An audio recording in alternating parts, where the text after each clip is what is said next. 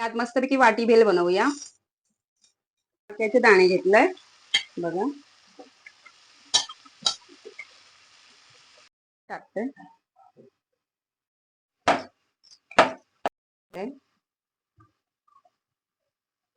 एक लावून घेते असं, जे मी पुरीसारखी केलंय ती वाटी एक लावून घेते.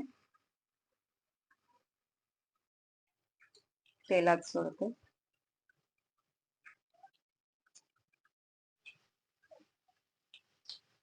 शिजले असत. आणि आता मी मीठ घालते वरून, चटणी पण टाकते. एक घेतलाय मिरची आणि कांदा एक घेतलाय, त्याच्यामध्ये आता मी मीठ घालून घेते. आता मी वाटी केलंय ना, त्या वाट्यात थोडं थोडं मक्याचे दाणे घालतोय, कांदो आणि हे सगळं मिक्स केलेलं टाकलंय.